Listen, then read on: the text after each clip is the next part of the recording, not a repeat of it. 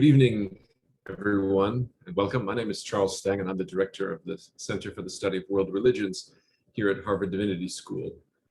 Welcome to the CSWR's annual Hindu View of Life lecture.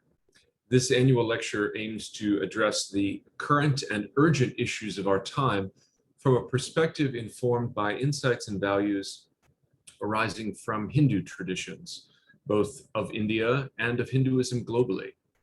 The inaugural lecture took place in 2016, and the series is meant to evoke the memory of Dr. Sarvapalli Radhakrishnan, who spoke at the opening of this center in 1960.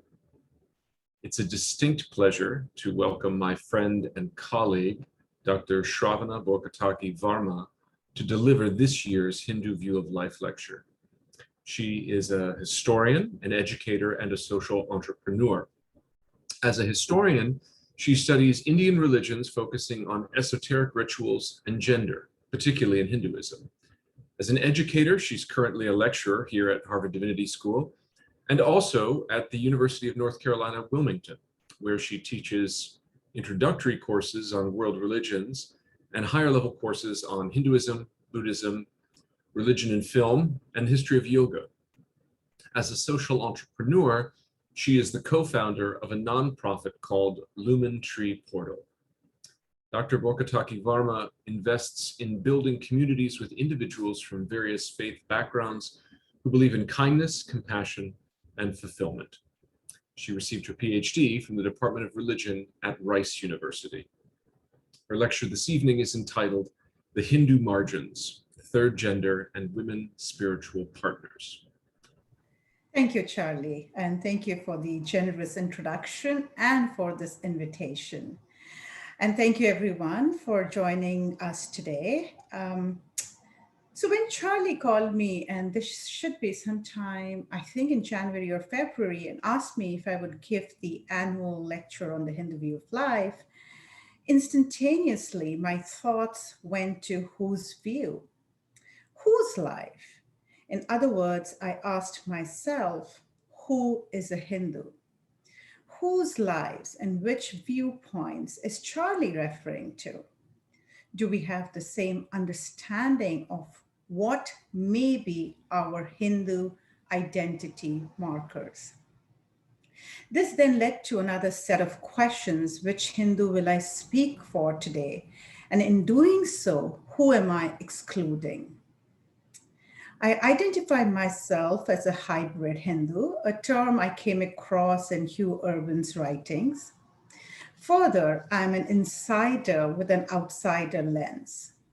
By this, I mean I'm a scholar of Shakta Tantra, which is loosely understood as goddess Tantra, focusing on esoteric rituals and gender.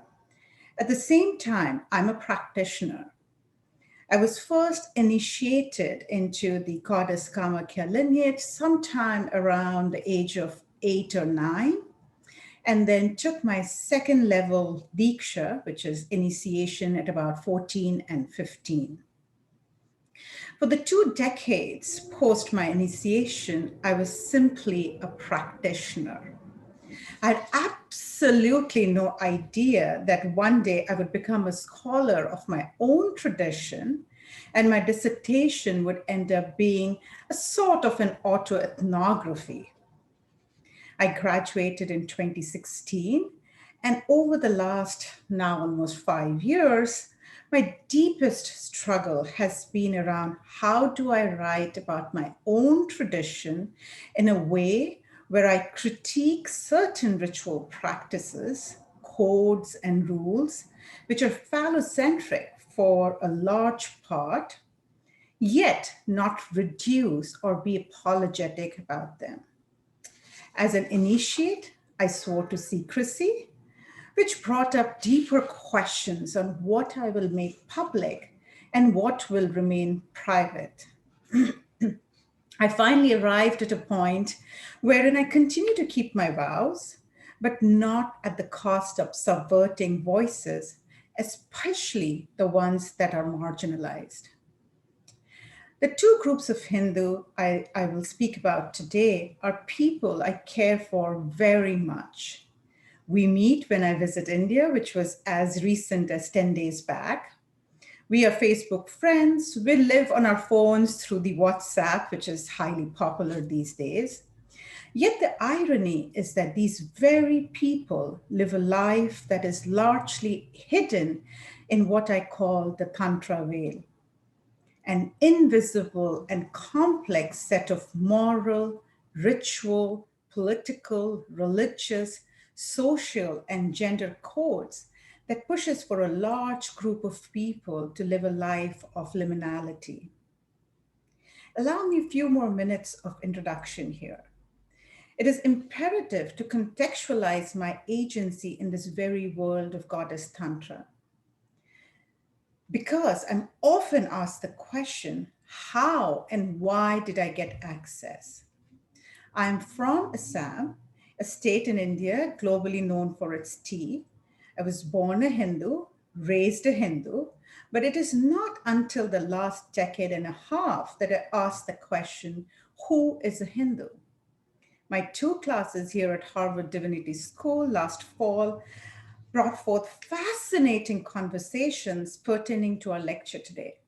The Hindu view of life from the center, and how does that view look like when you're at the margins? And it is the margins that I mostly work with. These very discussions today are also deeply steeped in political, cultural, and social rhetoric. The Twitter and the Instagram worlds are not necessarily spaces steeped in love and compassion, especially when one is asking questions like, who is a Hindu? Who gets to speak, and for that matter, teach traditions, Hindu traditions at universities? Hindu religious pride today is tightly intertwined with national pride. This merging of identities and pride in being a Hindu and an Indian is not just a phenomena in India, but is well present in the diaspora. 2 examples come to mind. One from the summer of 2020, amidst the pandemic lockdown, the heated debates over Times Square in New York being lit up with images of Lord Rama and the proposed design of the temple on the groundbreaking day of the Rama temple in Ayodhya. And from 10 days back, as I passed through immigration at Delhi airport to return to the US, the immigration officer asked me what I did for a living. It's like a standard protocol. They want to check if you are really the person you say you are. So when I told him I was a scholar of Hinduism, he wanted my phone number, and he said, and I quote here, we never grew up thinking, what is Hinduism? We were born Hindus and we remain Hindus. But now there is so much of discussion everywhere in India, and I feel like a fool because I do not know how to define my own religion. I know very little of its history. We were never taught in school or went for any religious classes. I want to learn more, but I do not know where to begin, end quote.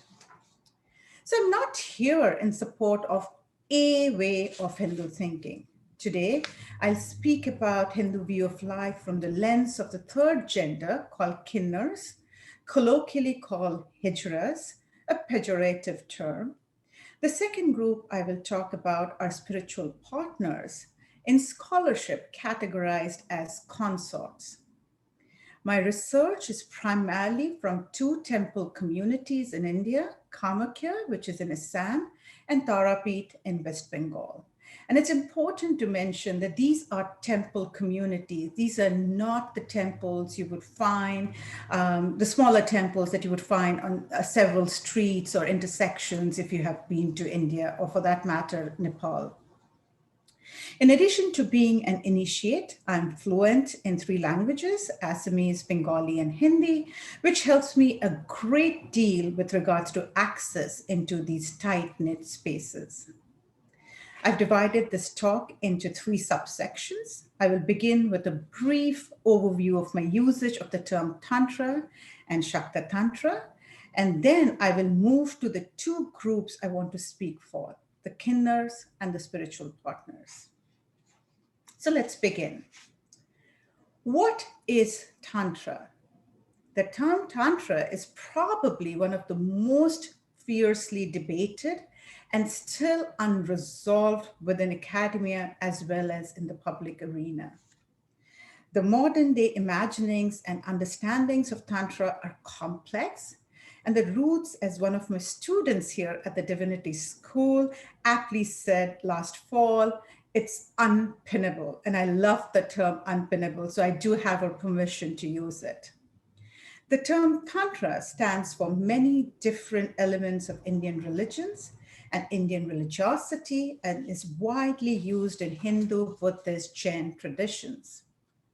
Over the long history, the three religions have enriched each other's understanding of the term, yet there are distinct discontinuities in understanding between these religious traditions. So the term Tantra appeared in the Vedas, Rig Veda, Atharva Veda, sometime around 1500 to 1000 BCE, meaning warp or loom. In Satapatha Brahmana, around 1200 to 900 BCE, and I am using a quote from forthcoming article of Paolo Rosati, and I quote, Tantra took on the far more abstract meaning of essential part or framework, whereas in the Mahabharata, around 500 BCE to sometime around 500 Common Era, it meant doctrine or scientific work. There are several other usages of this term with a wide range of meanings, from manuscripts written on palm leaves, governance, and so forth. Etymologically speaking, Elizabeth Bernard proposes a rather creative solution, which is to use the emic and the most popular understanding of the term within Tantra communities. Many contemporary Hindu ascetics define Tantra as action done with the body, tanu, for the purpose of protecting, bringing about release, tra. One etymology of Tantra divides the word into two roots, tan, to stretch or expand, and tra, to save or protect.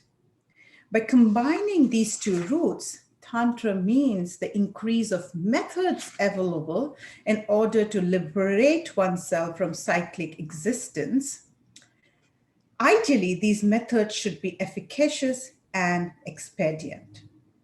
In short, the term Tantra does not have a univocal meaning preserved throughout the religious histories of South Asia. What we can say and have largely come to agree upon is, 1, Tantra is developed out of prior mainstream, but not necessarily elite traditions. 2, Tantra is a body of religious practices that evolved through similar phases, both within India and throughout its expansion into Greater Asia. 3, for any given period of time, there has been a certain level of uniformity to the practices. So all this is great, but we still need a definition, more so if we're going to use it, which takes us to what is Tantra and what it is not. So let me share two oft-cited definitions. One is by Andre Pitot, who expanded and borrowed from Madeleine Berthaud. And for Andre Pitot, it is an attempt to place karma, desire, in every sense of the word in the service of liberation, not to sacrifice this world for liberation's sake, but to reinstate it in varying ways within the perspective of salvation.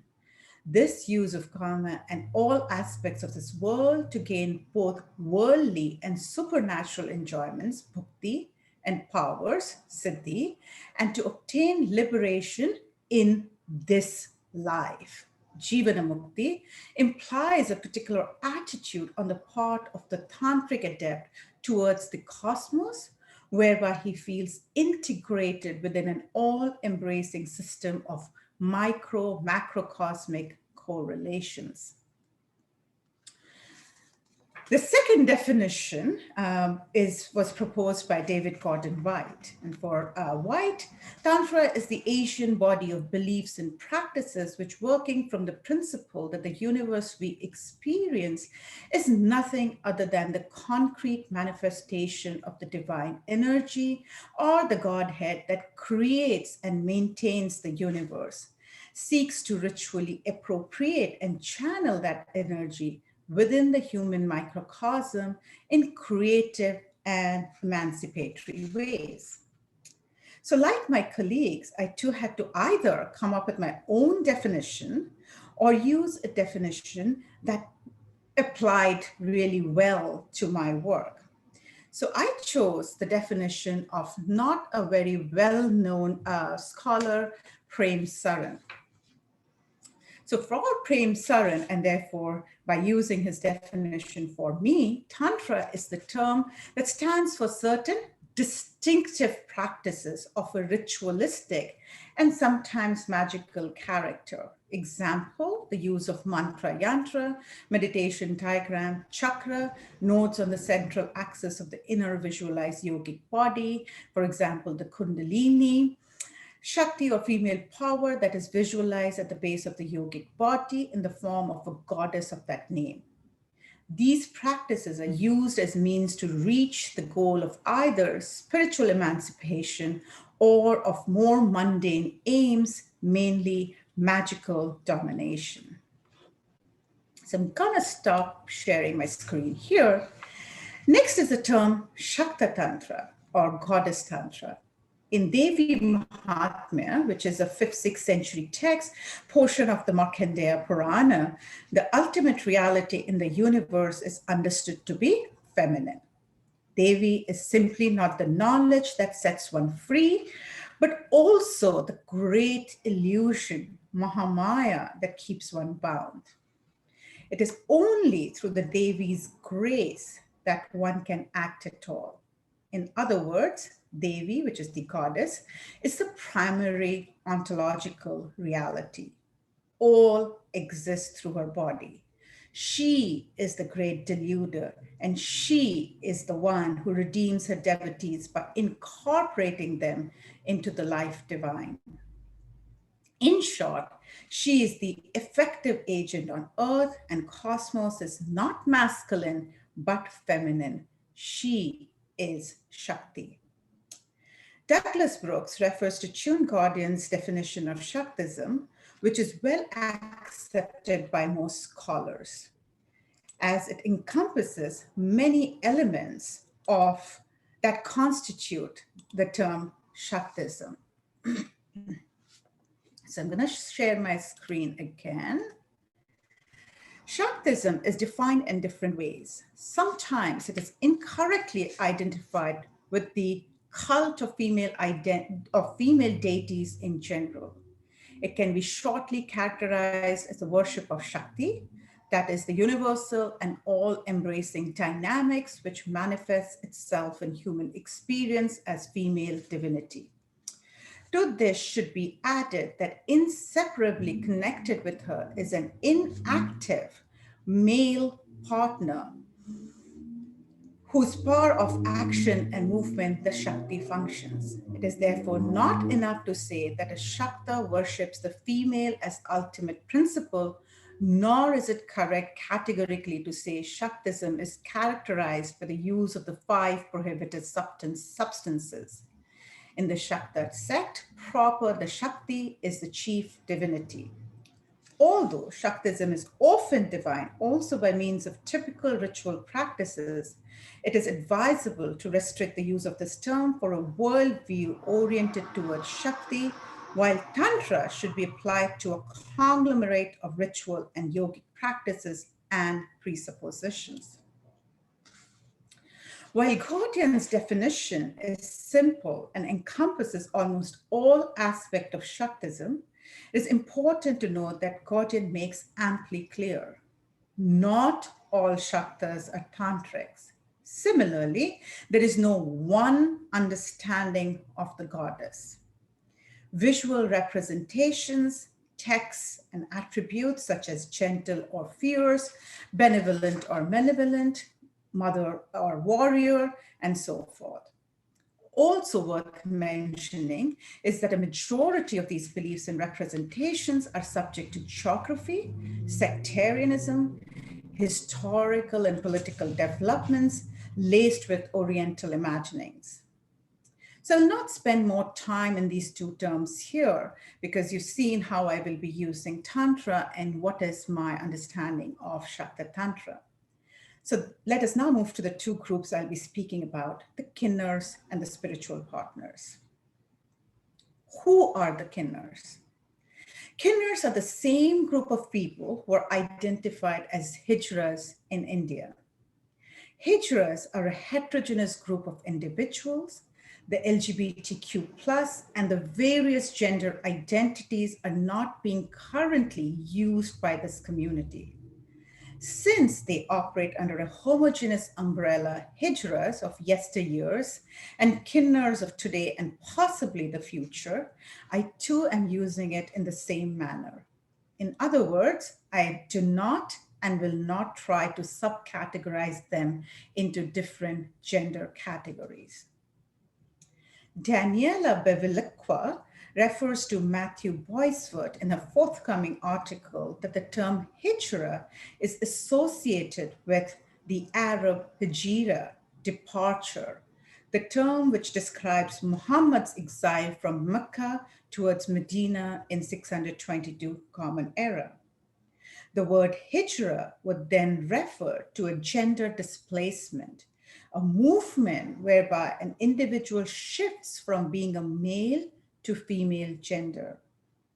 Shiv Shankar Mal, in his 2015 writings, argues that Urdu word hijṛā is derived from the Arabic root hajr, which means leaving one's tribe. This large group is aptly defined by Serena Nanda, and I do want to share her definitions. I'm going to share my slide again here. Given the large and complex society of India, the hijṛā community attracts different kinds of persons, most of whom join voluntarily as teenagers or adults.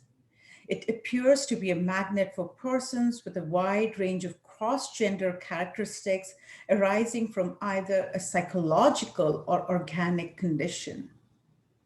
The hijṛā role accommodates different personalities, sexual needs, gender identities without completely losing its cultural meaning. Androgynous narratives in the Hindu religion are well rooted. Quoting from Wendy Tarniger and her work published in 1980, where she discusses the presence of androgen figures in the literature. And I quote, "The true mythical androgen is equally male and female at the same time. They have some sort of equivocal or ambiguous sexuality, and that disqualifies them from inclusion in the ranks of straightforwardly male or female. These liminal figures include the eunuchs, the transvestite or sexual masquerader, the figure who undergoes a sex change or exchanges his sex with that of a person of the opposite sex. The alternating androgen, male for a period of time, female for a period of time, is what this group would largely mean."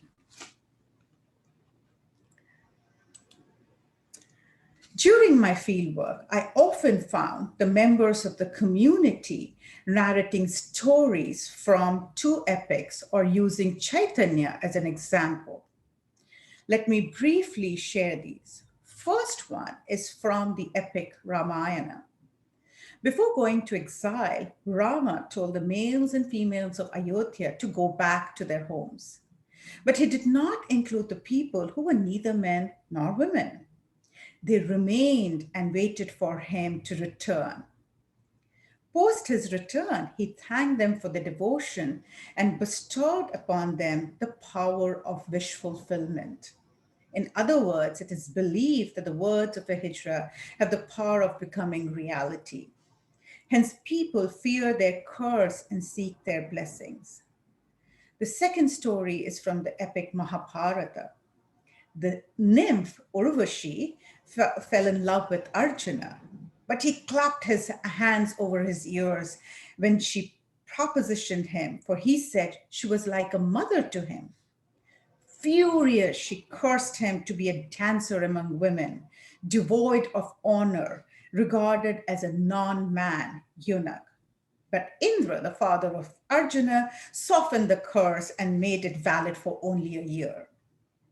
Years later, when it was time for Arjuna and his brothers to hide in disguise, Arjuna put on woman's clothing, though he failed to disguise his hairy and brawny arms, and told his brothers, "I will be a eunuch." He offered his services as a dancing master to the women in the harem of a king. The king was suspicious at first, remarking that Arjuna certainly did not look like a eunuch, but he then ascertained that her lack of manhood was indeed firm, and so let her teach his daughters to dance. Another off-narrated story, although I have to say this is more popular with the Kinnars that I spoke with that come from Bengal or further east, is that of Chaitanya. Chaitanya was regarded by some as an avatar of Krishna, but by others, including himself, as an avatar of Radha. Thus, it is said that Krishna became Radha in form of Chaitanya in order to experience what it was like to be Radha and to make love with Krishna, and he became Krishna in Chaitanya's body in order to make love to Radha. While such stories are well transmitted, the fact is that there is an ontological difference between saying God is androgynous versus God is androgen.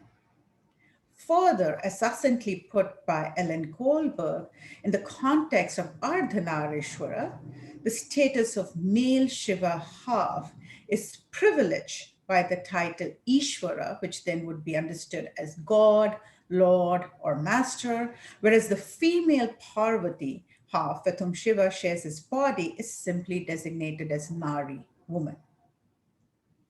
I, like many others in India, grew up with the Kinnars. They were in the street corners asking for money in exchange for blessings. You can find them even today. Members of the community just magically show up if there is a wedding or a child is born. Now, wedding is kind of, understood because these are large events, so one can tell that there is a wedding in the family. But I've often wondered how they would come to know if a child has been born, especially more so if the child was not born at the house, and if the child was born in another city, but to the same family.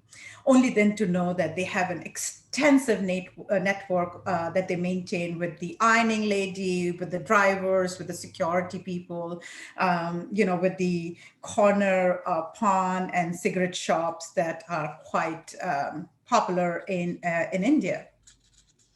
But my first introduction to the larger community was when I worked for Gender Training Institute in Delhi back in 1999 and 2000.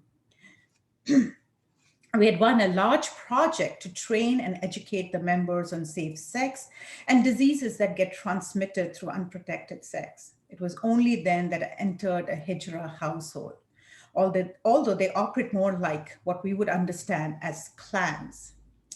These households have stringent rules and elaborate structures defining different members and their roles.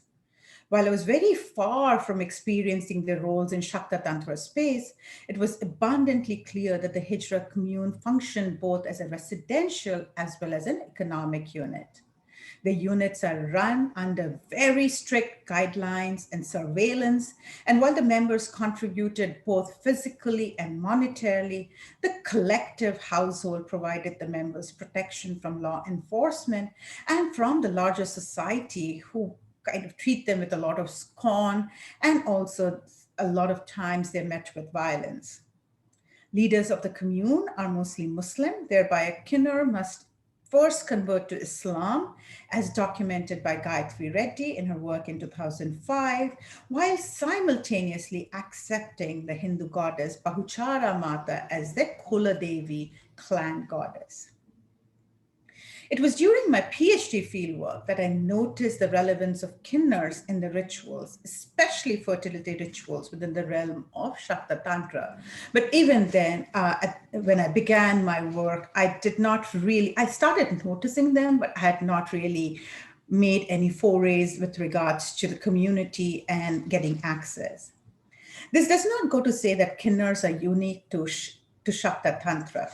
This liminal community includes the eunuchs and the transvestites. In other words, they're considered neither lopsidedly male nor female. If they're not eunuchs by birth, they must undergo nirvana, wherein their penis and testicles are removed and a small part of the incision is left open because it is believed that after the release of the male blood, the individual is reborn as a receptacle for the parts of Bojara Mata, their clan goddess. I will return to this shortly in the context of fertility rituals. While hijṛās lived in the community, they did not take public stage, and this is back then. Their public stage was more in the context of wedding, childbirth, and so forth, but not so much a public stage in terms of fertility rituals. They came from the societal fringes and went back into the shadows. But 2016 marked a significant change. Under the leadership of Lakshminarayan Tripathi, that's the lady on your screens, Kinnars appeared as a group at the Kumbh Mela festival in Ujjain. And by the way, this is the same Kumbh Mela that is under its way as we are speaking today and will end, I think, on the 21st or the 22nd of this month. And for the first time in the known history of Hindu religion, they were organized under the flagship of Kinnar Akhara. Before I move further into the content, I do want you to pay close attention to Lakshminarayan Tripathi's forehead. What you will see are 3 horizontal lines, a red circle, and a red vertical line. So keep this in mind because I will be coming back to it very shortly.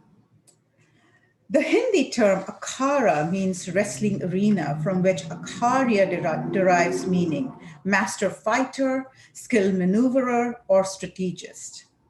There is a network of akharas throughout India, particularly in the north, where men train in wrestling and other methods of fighting. But sometime between 1540 and 1647, Hindu religious akharas were formed.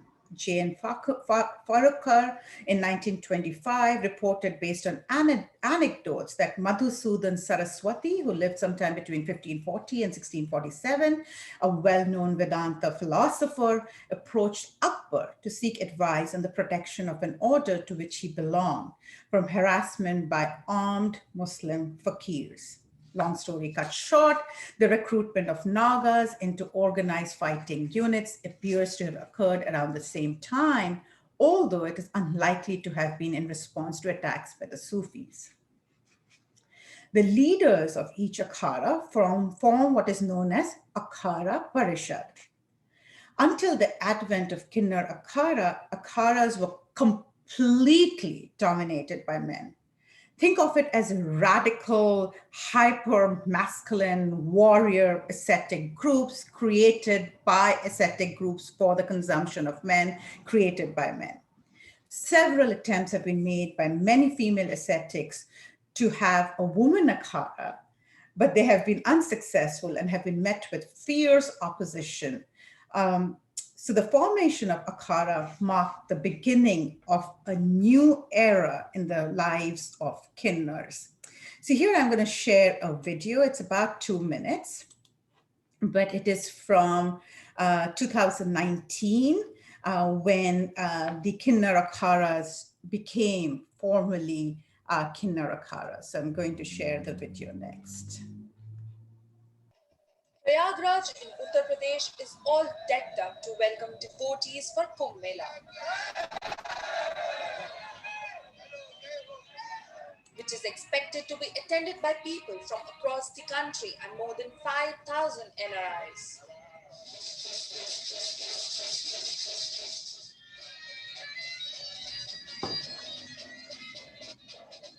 On Sunday, Kinnar Akhada took out the first Peshwari or Devatva Yatra at the Prayagraj Kumbh.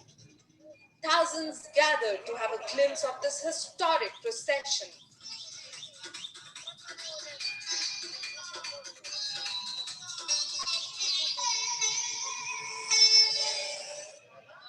The Akhada Mahamandaleshwar Swami Lakshmi Narayan Tripathi was sitting atop a camel.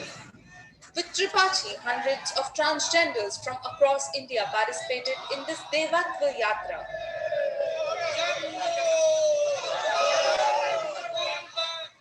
Whenever the procession stopped, thousands of onlookers approached the Raths to take blessings from transgender sadhus. They were all lined up to get the selfies clicked with them.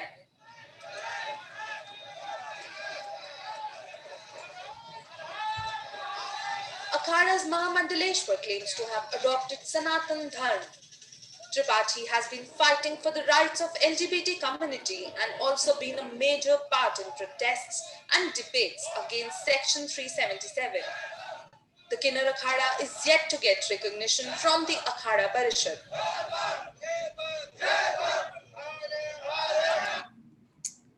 All right. And sorry once again, the joys of technology. Sometimes when it works, it's magic. When it doesn't, it always creates some confusion. But as you saw in the video, it says that the Kinnar Akhada was still waiting to get recognition from the Akhada Parishad. This was 2019 at the beginning of the Kumbh Mela, but of course, by the end of it, they will be recognized. So in 2019, what you saw was large gatherings of people who came to witness the entry of the Kinnar Akhada into the group, at that time, not an Akhada, but the Kinnar group into the Mela grounds. The procession, again, as in the video, was led by Lakshmi Narayan Tripathi. She was riding a camel and had a sword in hand. And it was Hari Giri Maharaj, the head of Juna Akhada, who included the Kinnar Akhada among the Juna Akhadas and signed an agreement declaring the total independence of Kinnar Akhada. And this is also mentioned in Bevilakwa's forthcoming article. So this is the time, this is a moment in time in history. So we're talking of 2019, so 3 years back, when Kinnar Akhadas are formally recognized by Juna Akhada, and this has never happened in the history of Hindu religion in terms of Akhada inclusion and including non-male members and giving them that kind of a status. So I have just a few more pictures to show, no more video, so this won't be a problem. There you go. All right. So when it comes to the Kinnar Akhadas, the greeting is now Jai Shri Mahakal. And the Kinnar Akhada Tilak, the markings on the forehead, and that is what I was also talking when I had shown the image of Lakshmi Narayan Tripathi, was made of 3 horizontal lines typical of Shaiva followers, with a vertical red line at the center symbolizing the feminine, the Shri, and a big red bindi. So what you see are on the top left of your screen is this classical 3 horizontal line, red bindi and vertical red, but there is also some level of artistic allowances that you find on the field. So what you find on the bottom left of your screen is another variation and the right is another variation. And this is interesting because they are very intentionally integrating Shaiva and Shakta into their understanding and how they are now going to be seen and how they will represent themselves in this Hindu milieu. The leaders today are called Mandaleshwara or Mahamandaleshwara, as you again heard in the video. Now, this is a classic process of Sanskritization, a term that was coined by the sociologist M.N. Srinivas in 1952.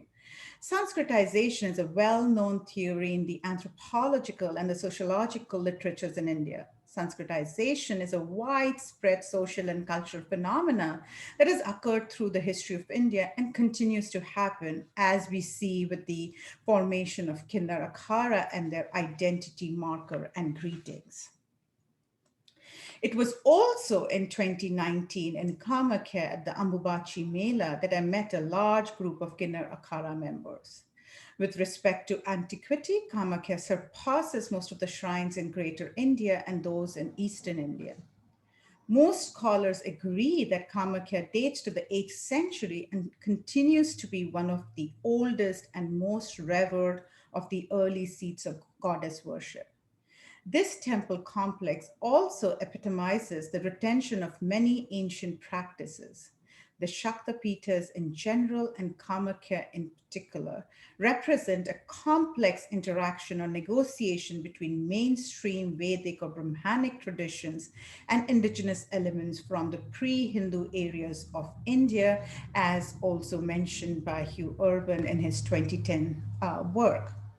Additionally, a unique feature of the larger temple complex of Kamakhya is that each of the 10 Mahavidyas, the wisdom goddesses, have a temple dedicated to their own practice, and the complex also contains a temple for Shiva and Vishnu respectively. Further, unlike most Hindu temples, none of these goddesses are represented in imagery. Goddess Tripura Sundari, one of the wisdom goddesses, popularly known as Shodashi and or Tripura Bala, is the primary goddess in Kamakhya. She's also recognized by the name Rajarajeshwari, although Rajarajeshwari mostly comes in a very specific ritual context. One of the central rituals in Kamakhya for Shodashi is the Kumari Puja.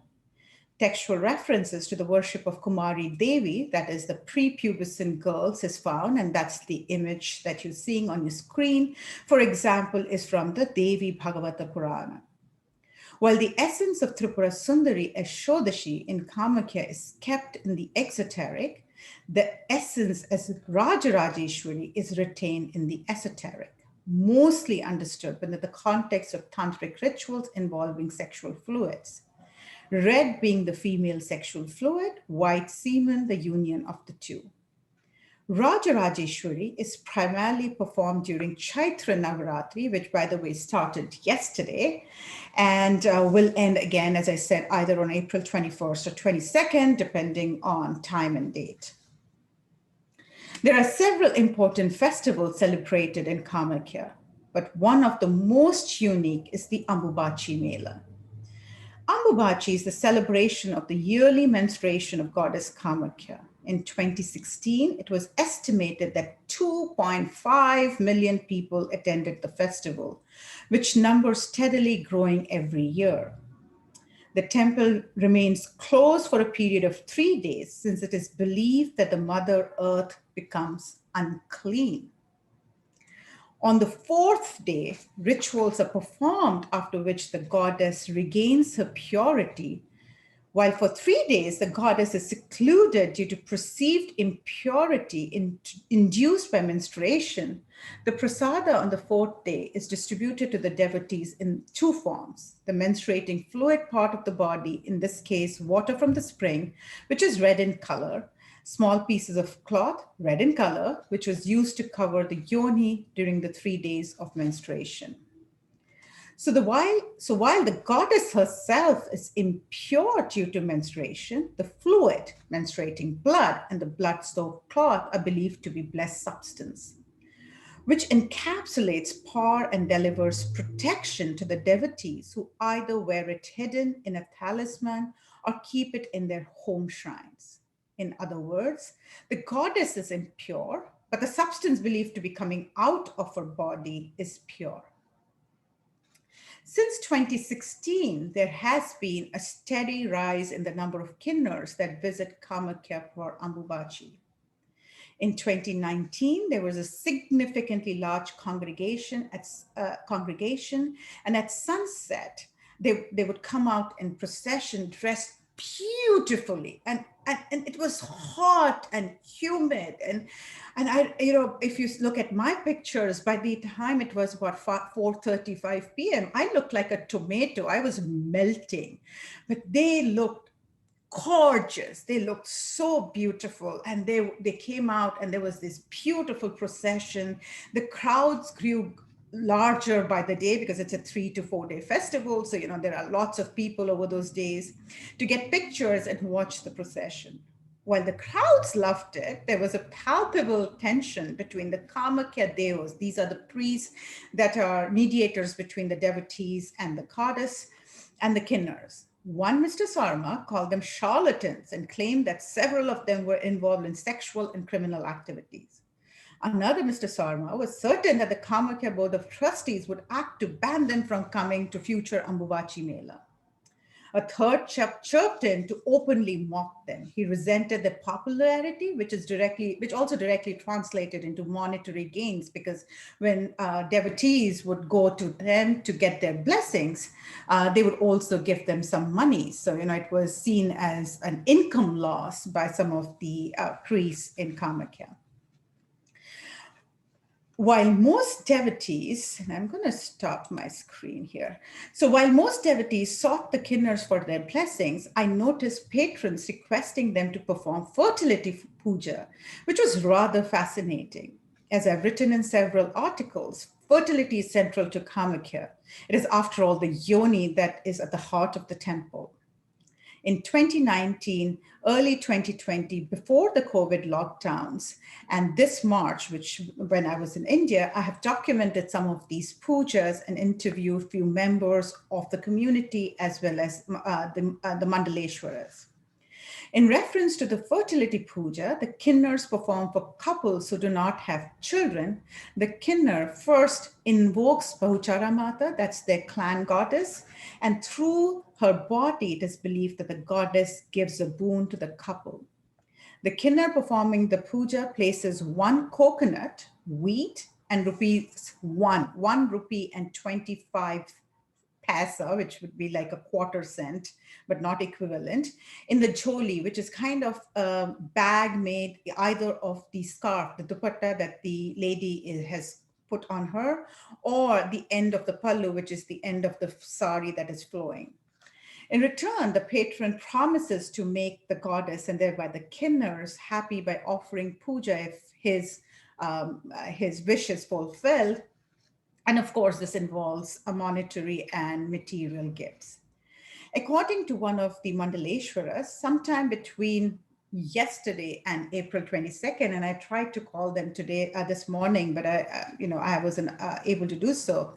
In Ujjain, Kinnar Akharas will perform the Putra Kameshti Yagna, which is performed for the sake of having a child, more so a male child, which according to her has not been performed in this Yuga age. So the reason I was calling them is because given the rise in the COVID cases, I'm not sure if they will do it this 9 days or they will do it in October. So I wanted to confirm. But anyway, I couldn't make the contact. So that is what they told me in March of 2021. Yuga is a cycle of 4 worlds, the ages, and we are currently in the Kali Yuga. So she said that Putra Kameshti Yagna was last performed in the ancient time when, upon the recommendation of sage Vashishta, King Dasaratha of Ayodhya performed the Putra Kameshti Yagna. After its successful completion, the Lord of Fire, Agni Deva, appeared and gave a bowl of sweets to the king of Ayodhya, which was provided to his 3 queens to promulgate his sons, Rama, Lakshmana, Bharata, and Shatrughna. This will be followed by the laying the foundation of what she called, and I quote, largest and the most magnificent Bahuchara temple in Ujjain. So performing the Putra Kameshti Yagna is a significant move on the part of the Kinnars. And as I said, whenever they do it, because by doing so, they make their role in fertility ritual mainstream. So I'm eagerly waiting to see what kind of press coverage they get and what kind of acceptance they will get. And this is, as we speak, this is history in the making. My hypothesis is that by performing a public Putra Kameshti Yagna, Kinnars are strategically bringing an acute focus on how, by virtue of sacrificing the individual fertility, they have the ability to give universal procreative powers. So now let me move to my second group of people, the spiritual partners. Unlike the Kinnars, to my absolute dismay, I was completely oblivious of the existence and their highly liminal and largely invisible group. It was in 2012, Yet again, as part of my PhD dissertation, I met two sisters, Gauri Ma and Sundari Ma. That was the first time I was introduced to the world of spiritual partners on the liminal space of the cremation ground of Tarapet. And then much later in 2014-15 is when I read Lucinda Ramberg's Given to the Goddess. In the Brahmyamala, a text composed between mid-7th century, 8th century, Sanskrit words for women such as Stri, Vanita, Nari, and Abala are used. Shaman Hartley's article that came out in 2019 further elaborates these terms. In some cases, these may apply to female practitioners. In particular, highlights the frequent occurrence of Abala, parlous, a member of the weaker sex, suggesting that this usage contrasts the parlous condition of womanhood with the possibility of apotheosis through tantric ritual, a transformation from Abala to a state of divine power and autonomy. More often, the Brahmyamala employs terms which specifically intimate a woman's status as an initiated practitioner, principally Shakti, Duti, and Yogini, and secondarily Bhagini, Bhairavi, and Adhikarini. So I'm going to Bhagini is understood as Tantra sister, but Adhikarini in the text is occasionally used in the sense of woman entitled to the Tantra teachings by initiation. Duti is used in alteration with Shakti, the female messenger go-between. In other words, a female companion that is ritual consort exclusively in the context of sexual rituals. Continuing to refer from Hartley's article, a passage in chapter 45 of the Brahmyamala depicts the ideal Duti as accomplished ritualist. Beauty appears among her desired qualities, but this is not expressed in particularly erotic terms. Given that this talk is in the public arena, I'm intentionally not sharing the verses except one.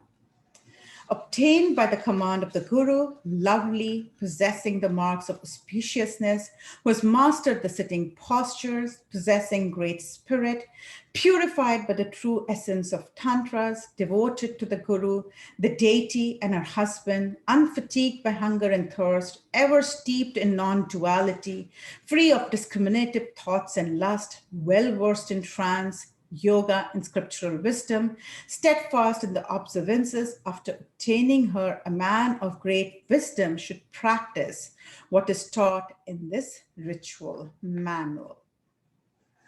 So in this larger context of Shakta Tantra as introduced in Kamakya and Tarapet, ritualized sex is a form of ritual diagnostics through which an adept seeks to gain a vision of his past lives to identify obstacles impeding his quest for Siddhi. The interviews with Gaurima and Sundarima were conducted jointly in Tarapet in 2012 and then in 2014. They are half-sisters and have been practicing Shakta Tantra since they were little girls. Gaurima was 7 years old when her parents brought her to Guru in Tarapet, West Bengal. And I quote, she says, I was mad. When she says mad, she means, she had some kind of a mental illness and would get frequent epileptic attacks. My parents were poor, so they brought me here and they asked the Guru if I could be cured. End quote. The Guru observed her for a few days, as she says, and then the Guru said cure was a possibility, but a very expensive proposition. And her family was really poor. So instead, her parents donated her to the temple. The Guru took care of her by giving her medicines and many amulets to wear. In a couple of years, when Gaurima believed she was about 10 or 12, it's hard to tell age because they forget. He initiated her into the Shakta Tantra practice and married her to Lord Shiva. Her Guru explained to her, and I quote, Shiva can come in form of any man. Your duty was to perform marital duties irrespective of the form Shiva took, end quote. In other words, she became a consort. After a few years, she brought her half-sister on the request of a Guru, and both consorts serving the male tantric seeker. It was a few years later, in 2015, I was introduced to spiritual partners in Kamakya. On the Nilachal hilltop within the Kamakya community lives a group of consort. These women are highly trained ritual specialists, and they play an integral role in several rituals, one of them being the Rajarajeshwari Puja that I mentioned earlier on. They are living and breathing dutis of the Brahmyamala. But here is the problem. For the larger society, dutis are part of ancient Hindu past. For all practical purposes, they do not exist. Since they do not exist, the spiritual partners are relegated to the shadows of Śākta Tantra world, and they are disdained outside of the temple walls. So to conclude my talk today, the two specific groups whose viewpoints I've chosen to highlight, that of the Hindu Kinnar and that of the spiritual partner, one seems to be progressing toward a more positive role in the larger community, and the other does not. The life of a Hindu Kinnar is rapidly emerging from the street corners to be legitimately recognized as a ritual specialist who has the power to bestow fertility, and acknowledged, if not possibly in the future, honored position in the community. Whereas the spiritual partners of Shakta Tantra world remains to be obscure, unacknowledged, invisible, and yet they are regarded as vital to the Shakta Tantra ritual practices. Even so, for successful progress of the male tantric adept, thereby the spiritual partners, in my analysis, miss the moksha boat. That's it for today. Thank you so much, and apologies for the little video glitch. And I'm ready for questions. I'm sorry, the lighting in my room is terrible, so I hope you can see me, but in any case, you can hear my voice. Shravana, thank you so much. There was so much in this lecture, and I have questions, as do some of the folks who've already submitted. But often people take a few minutes to formulate these questions, so I'm sure more will come in here. But the first question I'd like to pose to you is from our friend and colleague, Frank Clooney. And he asks, given the current social and political debates in the US about trans identity and trans people and their rights, has the current and more conservative and politically charged tenor of public Hinduism in India today prompted any controversies about Kinnars or hijṛās, their place in society, their acceptance, etc., and fueled by charges that they are not, they're not quote unquote real Hindus? Thank you, Frank, for this question. So when we look historically, so we did have the Article 377 for the longest period of time. And then this has been a very, I would say, an active role and a very, in a very positive way that we find Lakshmi Narayan Tripathi, the current leader, the Mahamandaleshwara of Kinnara. She is, she's been to the United Nations. She has spoken in many forums. She is really, and there's a lovely book by her called Me Hijṛā, Me Lakshmi, or Me Lakshmi, Me Hijṛā, something like that.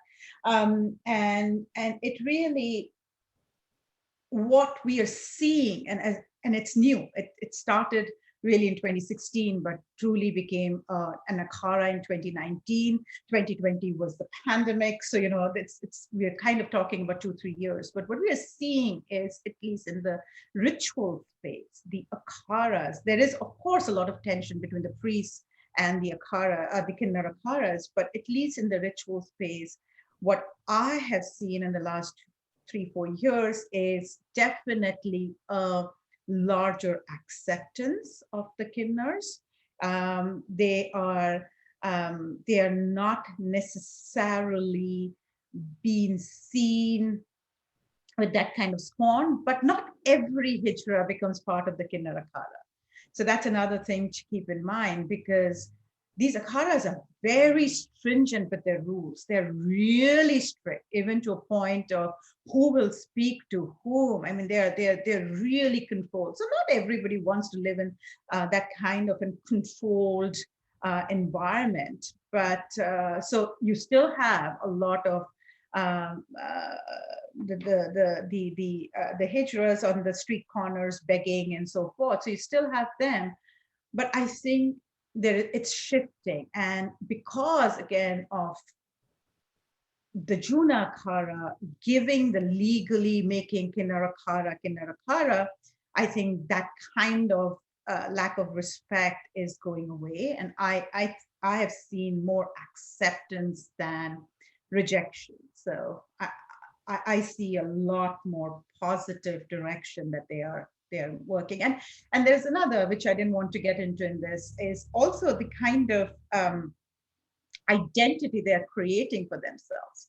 So increasingly, I'm finding the Muslim part of their history, they're abandoning, and they're taking on this very highly Shiva, Shakta identity from their marking, from their greeting, from if and when they do this yajna, as I said, I wasn't able to confirm it this morning, they will do it, and they will create that temple. They will not create, they will build that temple. So those are all going to be a big, I would say, step in the direction of acceptance and kind of ritual authority when it comes to fertility rituals.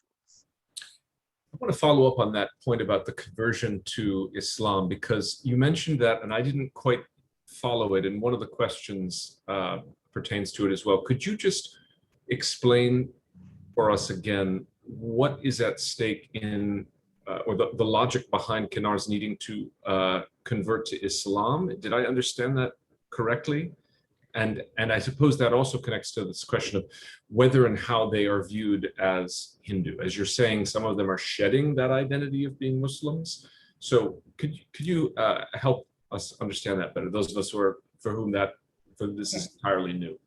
So the head, historically, if you decide to join a Kinnar household, I'm not talking of the Akhara. The Akhara, it becomes the more Hindu end. So let's talk about it before 2019. Okay. So before 2019, if you wanted to, or more so 2016, so before 2016, if you wanted to be a part of a hijra household, the household that I worked with back in 99, 2000, the head or the leader or the head of the household, the senior, the main person of the household at the top would always be Muslim. Whereas you kind of take, you kind of, if you don't come from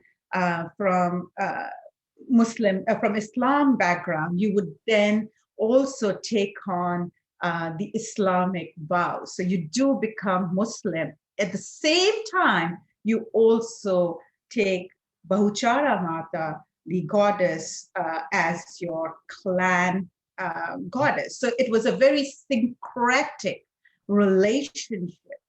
And this now, when I asked just last month, and I said, because of the Kumbh Mela and all of this, I said, so your head of your household always used to be a Muslim, had to be a Muslim to be the head of the household. Is it still so? She's like, yes, it is still so. And I said, but now we don't hear the Muslim elements anymore. You've become very outwardly Hindu. Your forehead markings is Hindu. Your greeting is Hindu. Your prayers are becoming more. And as Lakshmi Narayan Tripathi announced in 2019, they are now Sanatani. So they've announced they are Sanatani Hindus. So they have decided to consciously take on Hindu identity markers. They're constructing the temple for Bahuchara Mata. They are going to be in this fertility space. So while the Islam and the head of the Hijra household or the Hijra household remains to be a Muslim, that will slowly and slowly kind of not be known. And even now, it's very unknown. Oh, so you mean, well, I suppose my question is still lingering, which is, do we know why and when this tradition began, where the head of a hijṛā household would have to, if they were not already Muslim, would have to convert? What's the rationale for that? So this was back in history. I have to look at the exact, but like really back in history.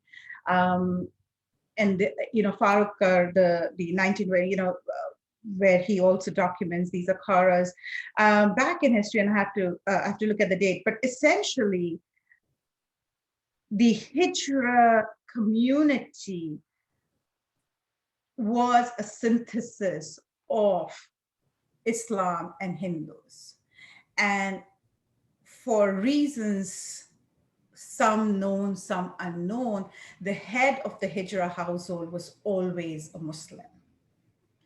But now, with the formation of Kinnar Akhara, we are shifting, and we have shifted. And that is what has happened. I see. Okay. Let me ask another. Sorry, Charlie, I can look up and maybe later send you, and we can send it to the group, whoever wants to know the exact specifics of what happened, which year that happened, and it began. Yeah. No problem. When you introduced the first group, the Kinnar, the Hijras, I believe, if I heard you right, you said you were going to refrain from using the sort of the contemporary Western acronym LGBTQ and use these, so to speak, the native lexicon for this category. When we watched the video, the commentator in English referred to the Kinnars as transgenders in the plural, and then also, I believe, said something about how this particular figure had done amazing work for the LGBTQ community. So I'm wondering if you could reflect for us on how those two lexica or those two vocabularies are kind of coexisting in India. This Western, this kind of contemporary, largely Western one, and then, so to speak, this indigenous account of. So for that, we have to just compare the same news in a Hindi or in a regional language and in English. I see.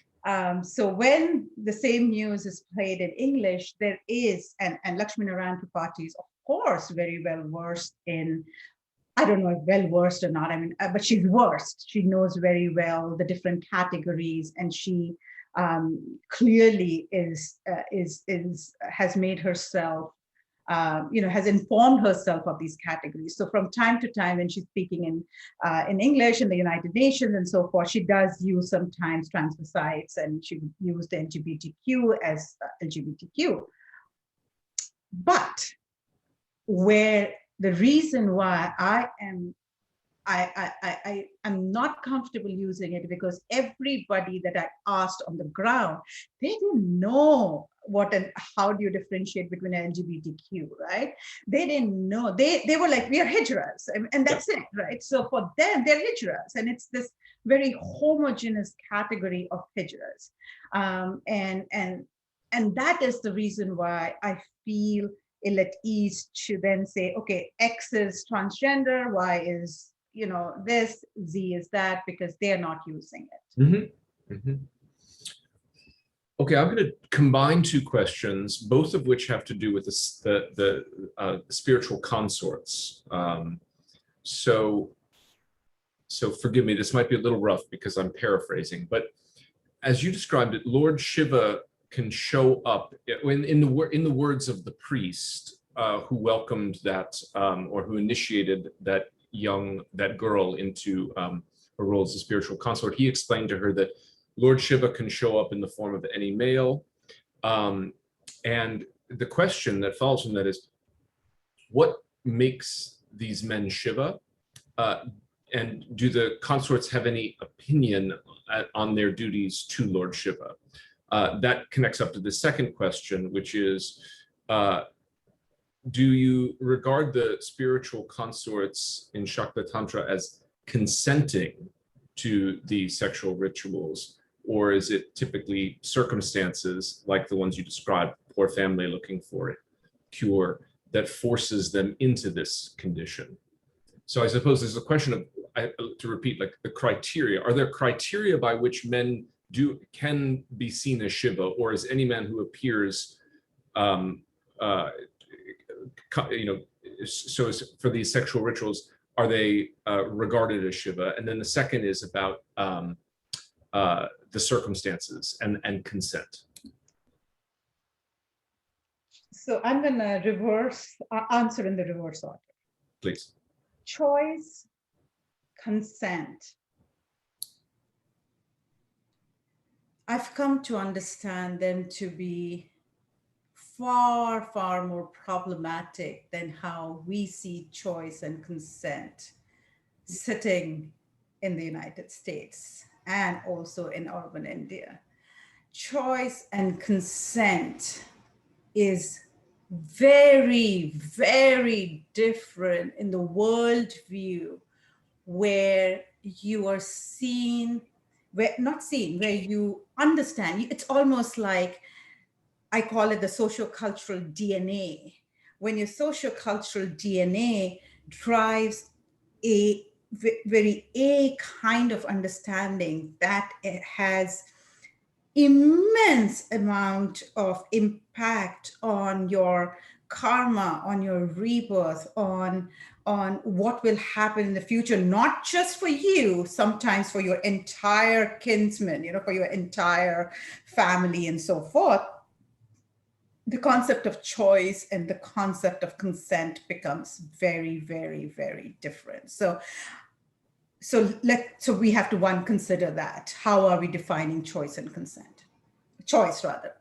Consent is, I would say, compared to choice, consent is a little more easy to define and to ask.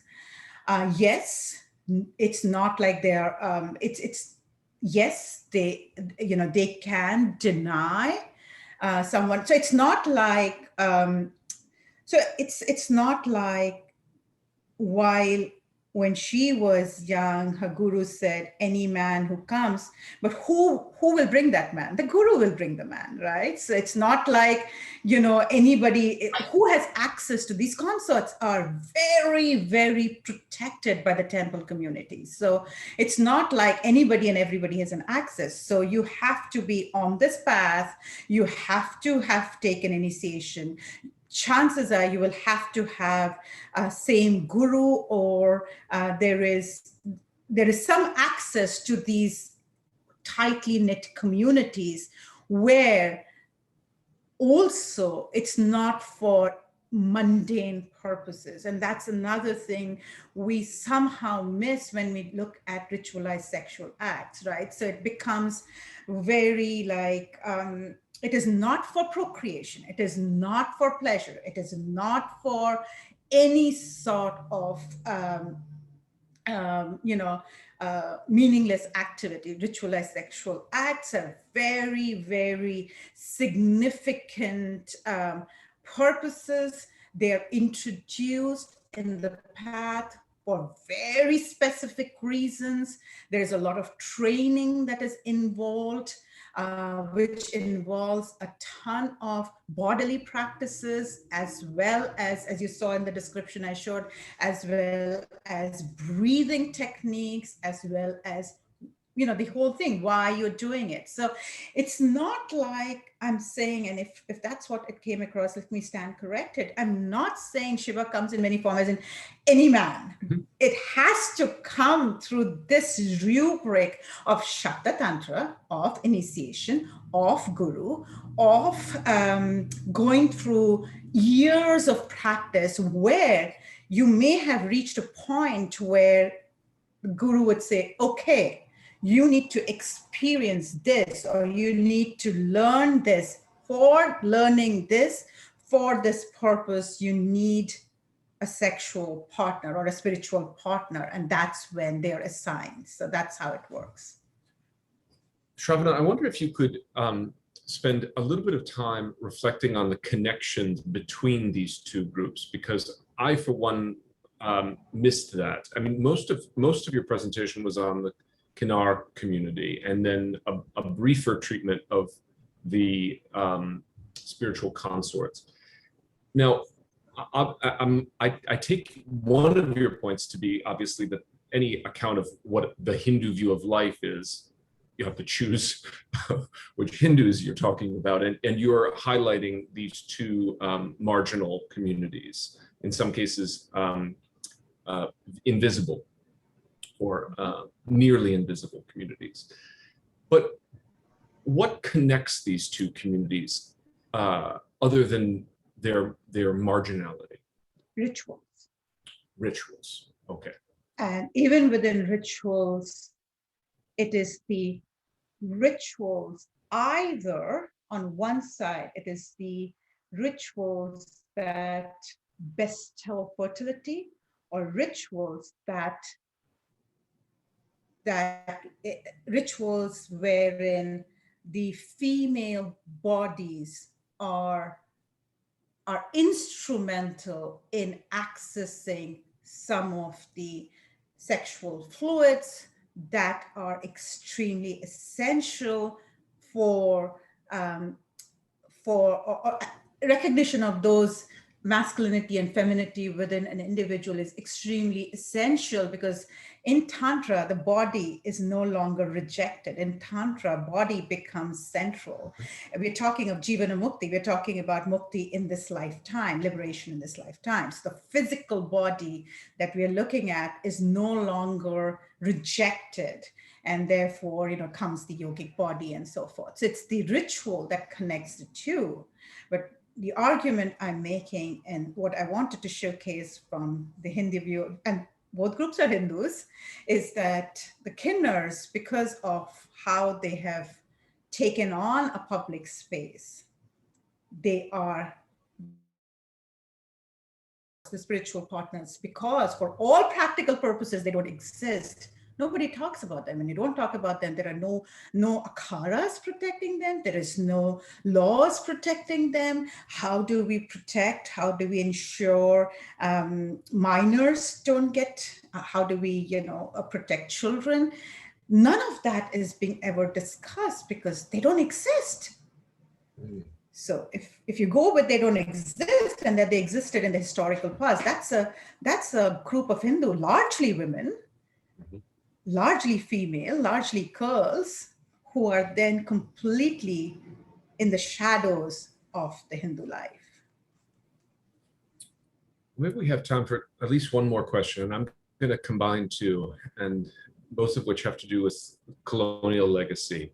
So it's very common today for students in Introduction to World Religions classes to be taught that the very category of Hinduism is a kind of colonial category that groups all these disparate traditions under one easily controlled category.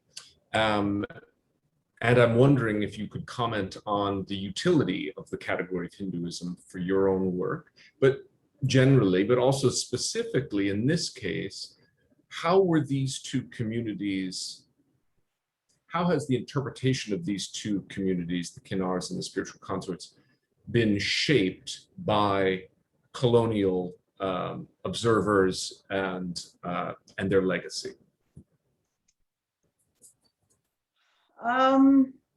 So yes, so I completely agree, and that's why you would not hear me use the term Hinduism or Buddhism or Jainism, any ism for that matter.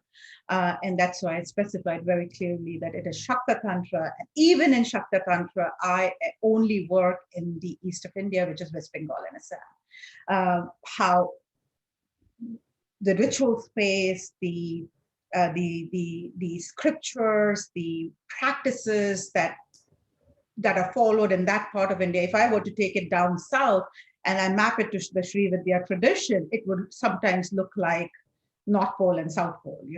There would be just such a wide difference. So it's extremely important that we do not use this larger category of Hinduism, Tantrism, or Shaktism, and so forth. We have to be very, very, very specific about what we are speaking. In terms of the colonial or the Oriental colonial impact on the Kinnars and the spiritual partners. The spiritual partners, clearly, there were laws that were made where Devadasis were abolished, so-called abolished from the temples. So there was, and for all good purposes, those laws were created. And that in the last 150, 160 years or so, as I said, the narrative shifted to they don't exist. Devadasis were that of the past, but we see from Lucinda Ramberg's book, from my work and several others that that is not true. They very much exist. We have Bholanath Bhattacharya field note. I mean, there's so many, they exist. So I think one of the things that happened is the laws that then got adopted by India when it gained independence. I don't know if I can say there has been really a colonial Oriental treatment of the hijras per se.